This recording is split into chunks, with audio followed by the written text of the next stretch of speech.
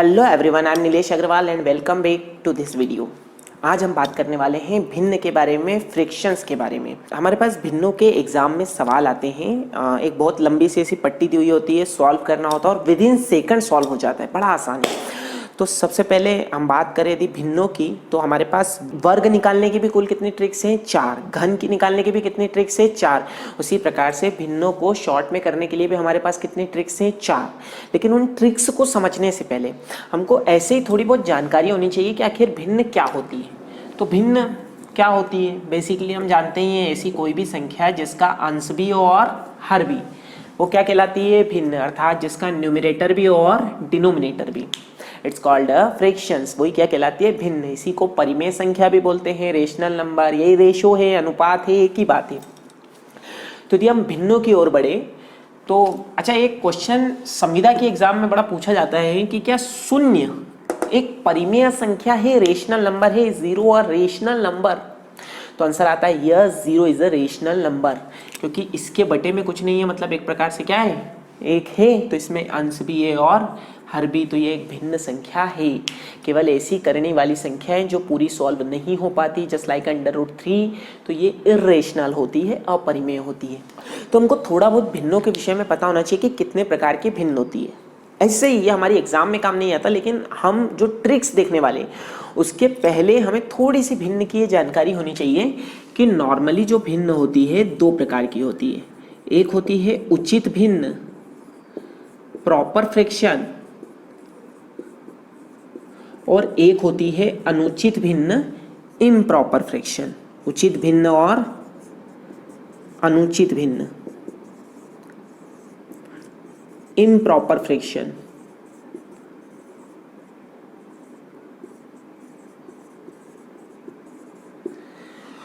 तो हमारे पास 2 प्रकार की भिन्न होती है। एक होती है उचित भिन्न, प्रॉपर फ्रैक्शन। एक होती है अनुचित भिन्न, इम्प्रॉपर फ्रैक्शन। उचित भिन्न जो उचित हो, जैसे कहीं लिखा है 3/7, तो ये उचित लग रहा है ना, छोटे, इसके साथ कोई अन्याय नहीं है। नीचे 7 बैठा है, उस पर छोटा अंक जाकर बैठा है, तो अच्छा लगता है, उचित मालूम पड़ता है कि चलो कोई दिक्कत नहीं है। जैसे कहीं लिखा है 13/17, तो 17 बड़ा है, मीन्स जिसका हर बड़ा हो और अंश छोटा। जैसे ये 17 बड़ा है, 13 छोटा जाकर बैठा है, कोई दिक्कत नहीं, उचित बात है। लेकिन यदि ये उल्टी हो जाए, जैसे फॉर एग्जाम्पल 7/3, तो इतने बेचारे मासूम 3 पर इतना छोटा अंक है 3, उस पर जाके 7 बैठ गया, उससे बड़ा बैठ गया। छोटा बैठा होता तो कोई दिक्कत नहीं, उचित रहता, लेकिन ये तो बड़ा बैठ गया, इसके साथ अन्याय है। तो ऐसी भिन्न क्या कहलाती है? अनुचित भिन्न। गणित के अंदर ऐसी अनुचित भिन्न को लिखना पाप माना जाता है। कोई चाहे तो ये पाप कर सकता है, लेकिन ऐसा अच्छा नहीं लगता ना, बेचारा दब जाएगा। तो हम क्या करते हैं, इसको नीचे उतार के लिखते हैं। तो हम क्या करते हैं, इसको मिश्र भिन्न में हमेशा आंसर जो आता है, यदि ऐसी भिन्न कहीं लिखी हो तो आंसर काय में आता है? मिश्र भिन्न में। इसको मिक्स फ्रैक्शन में कैसे चेंज करते हैं, तो हम क्या करते हैं, जैसे फॉर एग्जांपल कहीं लिखा है 7/3, तो इसका इसमें क्या देते हैं? भाग। देखिए कितनी बार जाएगा? 3 दूनी 6, 2 बार भाग। शेष कितना बचा? 1। और हर कभी भी नहीं बदलता, हर कभी भी चेंज नहीं होता, हमेशा समान रहता है। ठीक है, तो ये 7/3 का मतलब आंसर आ गया 2 सही 1/3, दोनों एक ही बात है। इससे इसको लाना है तो आप इसका इसमें गुणा करें, 3 दूनी 6, और इसको जोड़ दें और 1 7, तो अंश बन जाएगा। और हर समान, हर कभी नहीं बदलता। हर का मतलब ही होता है, जैसे लिखा है 3/7, तो इसका मतलब होता है कुल हिस्से थे 7, और हम कितने हिस्सों के बारे में बात कर रहे हैं? समान 7 हिस्से की है, और उसमें से 3 के विषय में बात कर रहे हैं। जैसे से हम आगे जाएंगे तो हम ज़्यादातर सारे सवाल कॉम्पिटिशन्स में भिन्न की सहायता से ही हल करते हैं, तो वहाँ पर हम और समझेंगे कि भिन्नों का रियल मीनिंग क्या होता है, तो हमारे सवाल मौखिक हल होने लगते हैं। तो अब हम भिन्न में कुछ शॉर्ट ट्रिक्स देखते हैं। तो हमारे पास भिन्नों को हल करने के लिए जो ट्रिक्स मौजूद है वो कितनी है? 4। अभी हम आगे बताएंगे। वर्गों को हल करने के लिए हमारे पास कितनी ट्रिक है? 4। घन के लिए भी कितनी ट्रिक है? 4। पूरी मैथ्स भी कितने भागों में बटी है? 4। और एक हाथ में उंगलियां भी कितनी होती है? 4। तो हमारे पास भिन्नों को हल करने की ट्रिक कितनी है? 4। हम सबसे पहला केस देखते हैं, जब धन का चिन्ह हो और उचित भिन्न हो।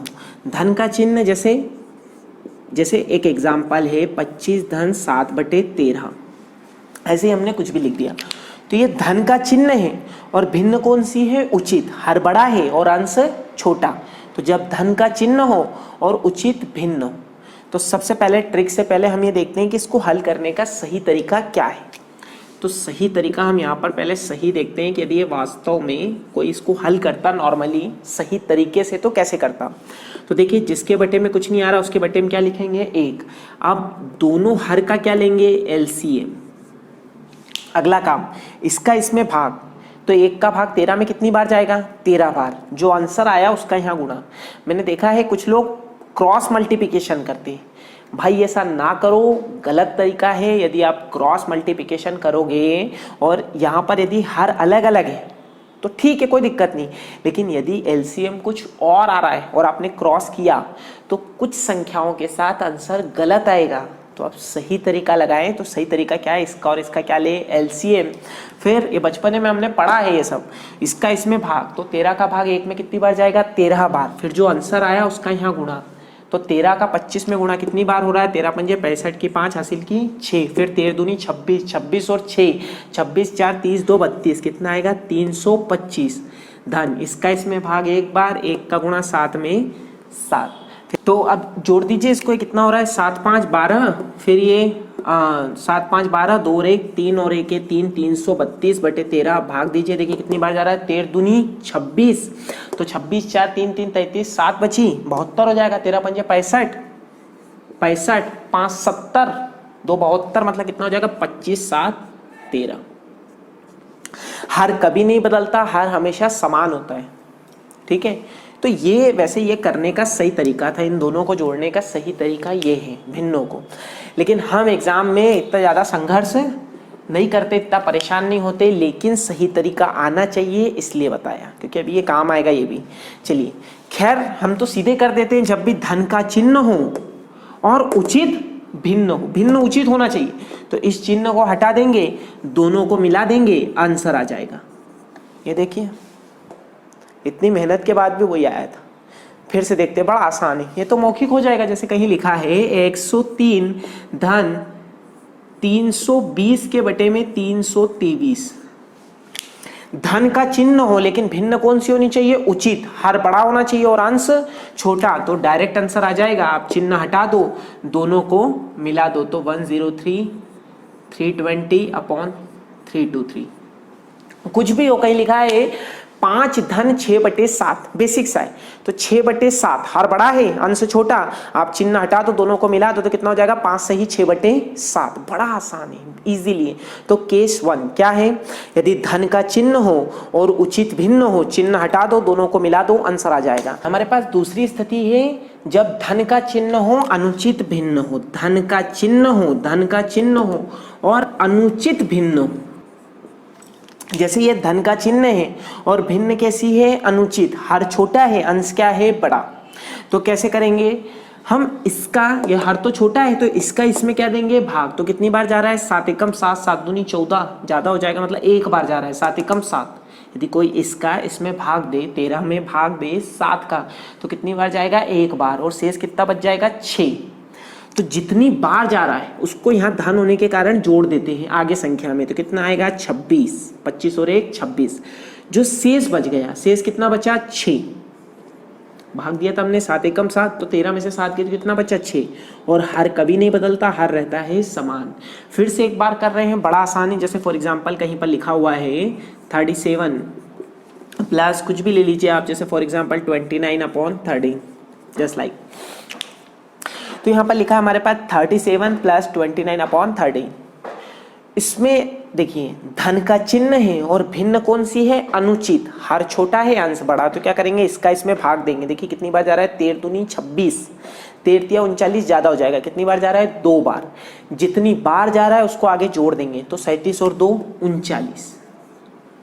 ठीक है, तो 2 बार गया था 13 दूनी 26, शेष कितना बच गया 27 28 29, 3 शेष बच गया, और हर कभी नहीं बदलता, हर रहता है समान, ही आंसर आ गया। ठीक है ना, तो पहली स्थिति थी धन का चिन्ह हो उचित भिन्न हो, चिन्ह हटाएंगे दोनों को मिला देंगे। दूसरी स्थिति धन का चिन्ह हो अनुचित भिन्न हो, नीचे वाली संख्या का ऊपर वाले में भाग देंगे, फिर जो भी जितनी बार भी भाग जाएगा उस भागफल को आगे जोड़ देंगे, शेषफल लिख देंगे, और हर हमेशा रहता है समान। तीसरी स्थिति है ऋण का चिन्ह हो उचित भिन्न हो। जैसे मान लीजिए कहीं लिखा है 25 माइनस 43 बटे 47, कुछ भी ले लिया।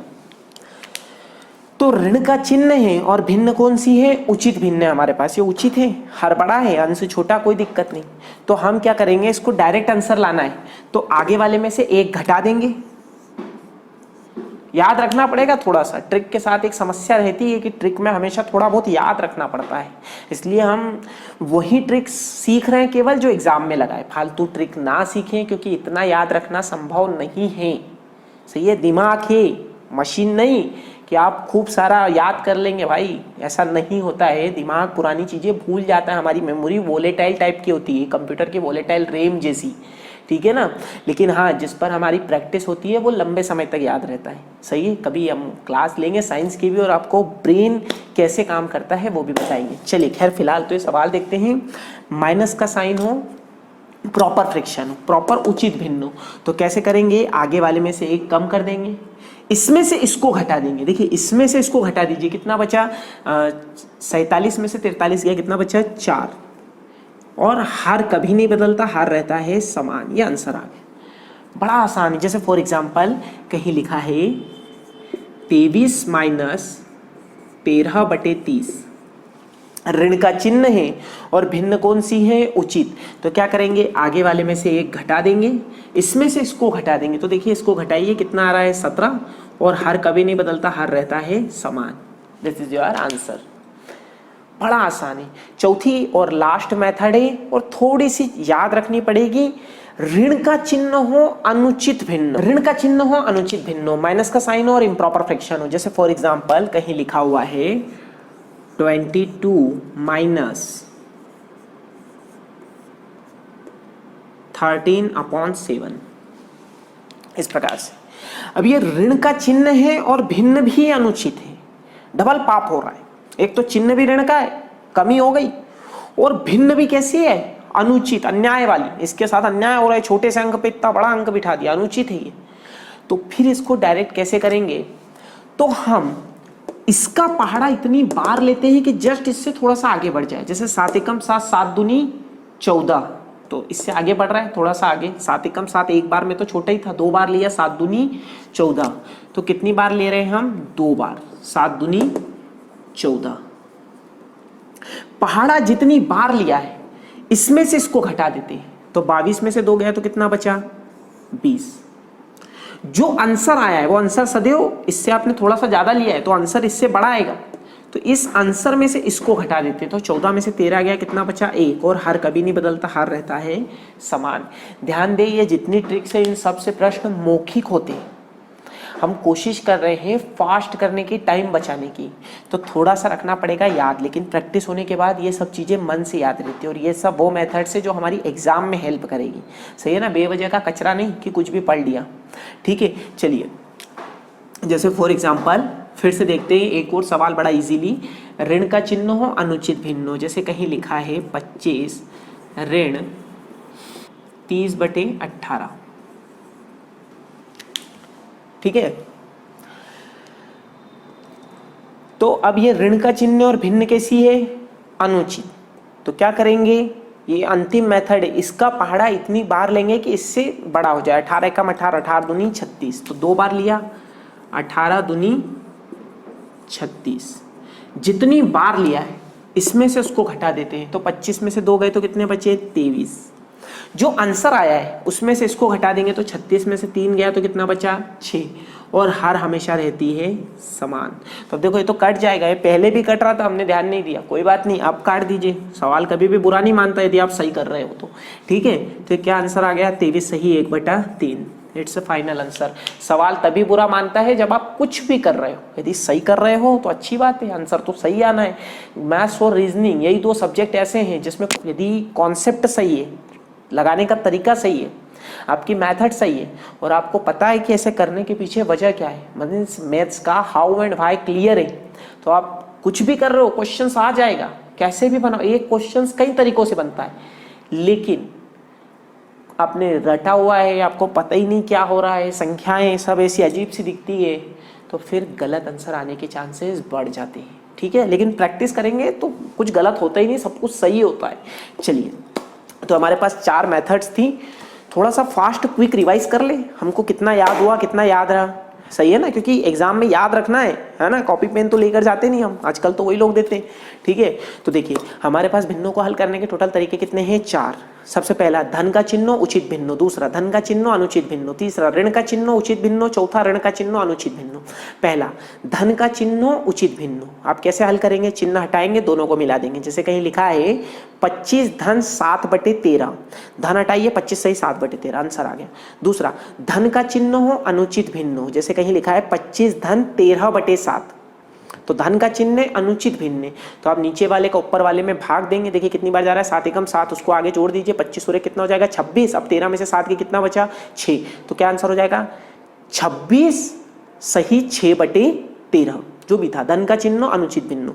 तीसरा ऋण का चिन्ह हो उचित भिन्न, कैसे करेंगे, आगे वाले में से एक घटा देंगे, हर में से अंश को घटा देंगे, लिखेंगे, और हर कभी नहीं बदलता, हर रहेगा समान।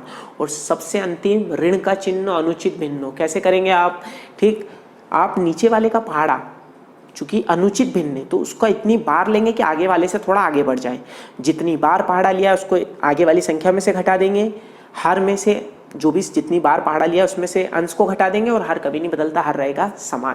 प्रैक्टिस कीजिए, more practice more knowledge, no practice no competitive. अभी हमने जो फ्रैक्शंस को हल करने के जो 4 तरीके देखे हैं उस पर आधारित एक बेसिक सा सवाल लेते हैं। ये क्वेश्चन से एक तो सही तरीका ये है कि आप इन सबको जो है नॉर्मल मेथड, आप पहले इस सबको मिक्स फ्रैक्शन है तो आप इम्प्रॉपर फ्रैक्शन में लिखें, और उसके बाद एलसीएम ले और हल करें, ये जो भी है। और डायरेक्ट आपको करना हो तो देखिए ये भिन्न है, ये भिन्न है, ये भिन्न है, ये भिन्न है, हम इसमें जो पूर्णांक है, जो कंप्लीट नंबर्स हैं, उनको अलग ले लेते हैं। जैसे ये लिखा है 73 चिन्ह सहित -29, चिन्ह सहित -20 +27 +26, सारे नंबर्स चिन्ह सहित अलग ले लेते हैं। उसके बाद में धन, मतलब इनको अलग से हल कर लेते हैं, और जो भिन्नात्मक संख्याएं जो बटे वाले हैं उनको अलग ले लेते हैं, आधे अधूरे नंबर्स उनको अलग से हल कर लेते हैं चिन्ह सहित। तो ये धन 1/8, ऋण 3/4, ये हमारे पास ऋण 7/8, और ये है धन 9/10। ठीक है, तो हम इसको अलग हल कर लेते हैं, इसको अलग लास्ट में ले जाके मिला देंगे, और लास्ट में जब मिलाएंगे तो हमारी वही ट्रिक्स लगानी पड़ेगी। देखते हैं, तो देखिए इसको हल करें फर्स्ट ऑफ ऑल। तो देखिए 26 में से 20 गया, धन के 26 में से ऋण 20 हटा दो तो धन का 6 बचा ना, और धन का 6 आप 73 में जोड़ोगे तो कितना आएगा 6 3 9 7 9, और 7 9 में से 2 9 जब आप घटाओगे तो 9 9 0, और 7 में से 2 जाएगा तो 5 बचेगा ना, तो कितना हो जाएगा 5 0 50 आएगा ना। जैसे भी जोड़ घटा लो आप, ठीक है, आगे बढ़ जाते हैं। धन, अब हम लेंगे इसका एलसीएम। तो देखिए एलसीएम लीजिए, इसमें क्या एलसीएम आ रहा है, देखिए इसमें 4 कॉमन निकल रहा है, ठीक है ना। क्या आएगा एलसीएम, देखिए यदि किसी को एलसीएम निकालते नहीं आता हो तो हम बता देते हैं, ये लिखा है, हम यहाँ पर लिख देते हैं 8 4 8 10। देखिए इसमें कॉमन संख्या क्या बाहर आ रही है 2, तो ये कितना आ गया 2 चौक 8, 2 दूनी 4, 2 चौक 8, 2 पंजे 10।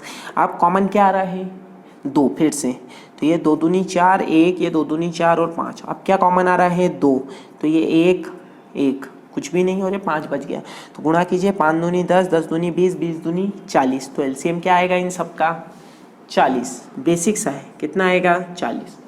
अगला काम, हमने आपको भिन्नों को जोड़ना घटाना भी सिखाया था, क्या करेंगे, इसका इसमें भाग, इसका भाग 8 का 40 में कितनी बार जाएगा 5 बार, 8 पंजे 40, और जो आंसर आया उसका यहाँ गुणा, तो गुणा करेंगे तो कितना आएगा 5 एकम 5, बीच में जो भी चिन्ह धन या ऋण, फिर इसका इसमें भाग, 4 का भाग 40 में कितनी बार जाएगा 10 बार, 10 का 3 में गुणा 30, ऋण, इसका इसमें भाग कितनी बार जाएगा 5 बार, 5 का 7 में गुणा 7 पंजे 35, फिर 10 का 40 में भाग 4 बार, 9 चौक 36। ठीक है, ये तो मासूम बेचारा भारी है, इसका नाम ही नहीं लेते, इसको हल करते हैं। देखो धन 36 में से ऋण का 35 गया, तो कितना बचा धन का 1, धन 1, और इस ऋण 30 में से धन का 5 जाएगा तो ऋण का 25 बचेगा ना, और उस ऋण 25 में से धन का 1 और हटा दो तो कितना बचेगा ऋण 24/40।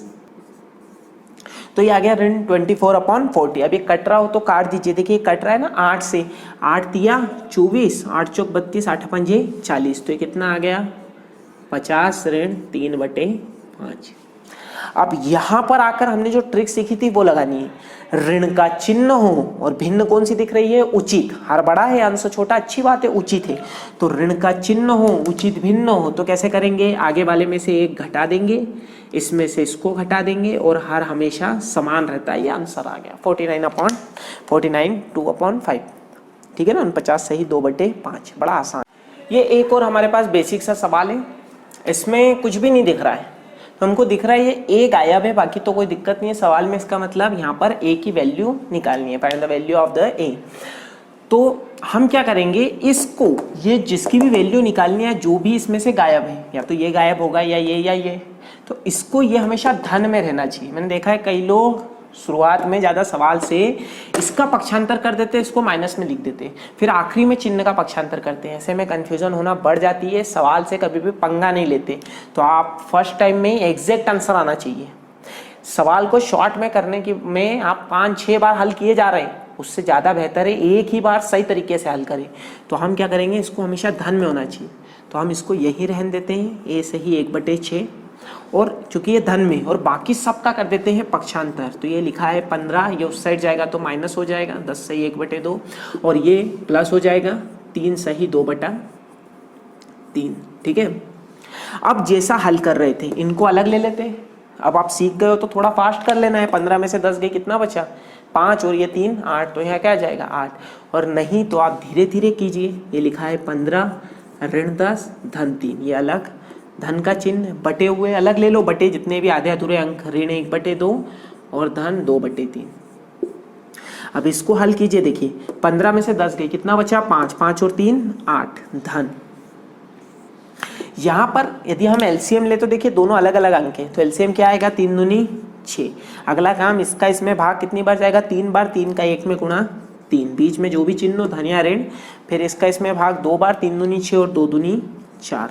अब यहाँ पर लिखा है 8, देखिए धन 4 में से ऋण का 3 जाएगा, तो धन का कितना बचेगा 1/6। अब फिर ट्रिक लगानी है, धन का चिन्ह उचित भिन्न हो, तो आंसर क्या जाएगा 8 सही 1/6, और इस साइड क्या लिखा हुआ, ए सही 1/6। ठीक है, यदि कोई तुलना करे तो फ्रॉम द कंपेरिजन, तुलना से ए की वैल्यू क्या हो जाएगी 8। भाई ये समान है, ये समान है, तो सीधी सी बात है ये और ये आपस में क्या होते होंगे, इक्वल, तो ए की वैल्यू क्या आ जाएगी 8। हल हो गया। ये एक सवाल है हमारे पास बेसिक सा, ठीक है ना। देखिए इसमें फिर से ये गायब है, बाकी तो सब बढ़िया दिख रहा है कहानी में। अब ये गायब है तो हमने कहा है जो गायब रहे वो हमेशा धन में होना चाहिए, बड़ी ध्यान वाली बात है। तो इसका पक्षांतर नहीं करिए, यदि ऋण में होता तो इसका गरीब का पक्षांतर कर देते, ये धन में है तो इसको ऐसे ही लिख दें, और बाकी सबका क्या कर दें, पक्षांतर। तो देखिए उस साइड ये तो उसी साइड बैठा था बेचारा, 102 सही 1/5, ये उधर जाएगा तो क्या हो जाएगा ऋण 29 सही 3/5, और ये उस साइड जाएगा तो धन 4 सही 3/10। ठीक है ना। अब इसको हल करना है, तो देखिए जैसे पहले सिखाया था, पूर्ण अंकों को अलग ले लीजिए। तो ये लिखा है 102 ऋण 29 धन 4 धन, और इनको अलग ले लीजिए, तो ये आधे अधूरे अंक, तो ये लिखा है 1/5 ऋण 3/5 धन 3/10। ठीक चल रहा है ना कहानी में। ठीक है, अब सॉल्व करते हैं, बड़ा आसान है। देखिए इसको हल कीजिए, 102 ऋण 29 धन 4, तो पहले ऋण 29 में से 4 हटा दो, तो ये 9 में से 4 गई, कितनी बची 5, तो कितना हो जाएगा ऋण का 25। सही है ना। अब 102 के बजाय यदि 100 होता और 100 में से मैं 25 घटा रहा होता तो कितना बचता 75, और 2 और जोड़ दो कितना आएगा 77। अब जैसे भी करें हम ज्यादातर कॉमन सेंस लगाते, सही है ना। आगे बढ़ जाते हैं, धन। देखिए एलसीएम क्या आएगा 10। अगला काम, इसका इसमें भाग, 5 का भाग 10 में कितनी बार जाएगा 2 बार, 2 का 1 में गुणा 2 एकम 2 ऋण, इसका भाग 5 दूनी 10 3 दूनी 6 धन, 10 एकम 10 और 3। देखिए इसको हल कर लीजिए कि लिखा है 77, 3 और 2 5, ऋण 6 में से धन का 5 गया तो ऋण का 1 बचेगा ना, और बटे में क्या आएगा 10। अच्छा एक चीज और, छोटी सी बात है, बेसिक बातें हैं, लेकिन मैंने देखा है कि कई बार स्कूली पढ़ाई में कभी कोई क्लियर नहीं करता, स्पष्ट नहीं करता, तो हम गणित को बेवजह पंगा ले लेते सवालों से। जैसे ये ऋण का जो चिन्ह है, आप समझो ये जो संख्या होती है ना, इसे लिखा है 1/10, हमेशा पूरी संख्या है, ऐसा नहीं कि कोई जैसे यहाँ ऋण लगाए तो भी इसको बोलेंगे ऋण 1/10। यदि ऋण यहाँ से यहाँ लग जाए तो भी वही बात है। और ऐसा नहीं होता कोई बोले सर ये ऋण ऋण ऋण 1/ऋण, ऐसा होता ही नहीं। ऐसा इसलिए नहीं है, ये पूरी एक संख्या है, ये भिन्न वाली संख्या है। 1/10 का मतलब होता है कि किसी चीज के 10 समान हिस्से किए और उसमें से आप एक हिस्सा ले रहे हो, उसकी बारे में बात कर रहे हो। तो आपने किताबों में देखा होगा, इसलिए किताब वाले हमेशा ऋण यहाँ लगाते हैं, वो ध्यान रखते हैं। और बोले सर हमारी किताब में तो यहाँ छपा है, तो फिर वो प्रिंट मिस्टेक है। ठीक है, चलिए यहाँ जाते हैं। तो इसको हल कीजिए। देखिए ऋण का चिन्ह है, अब फिर यहाँ पर ट्रिक लगानी है। ऋण का चिन्ह और भिन्न कैंसी है, उचित। तो क्या करेंगे, इसमें से एक घटा देंगे, इसमें से इसको घटा देंगे और हर आएगा समान। और इस साइड ये कहानी में लिखा है 74 सही 9/a। कोई कंपैरिजन करे तो a की वैल्यू क्या आ रही है 10। देखिए इजी हो रहा है ना, बड़ा इजी है। दुनिया में सब कुछ इजी है मैथ्स जिसमें, लेकिन हाँ तरीका सही होना चाहिए और सही समझ में आना चाहिए। यदि हमको उस विषय में सही सही पता है, कॉन्सेप्ट क्लियर है तो इजी, और नहीं समझ में आ रहा है तो फिर दुनिया में उससे कठिन तो कुछ है ही नहीं।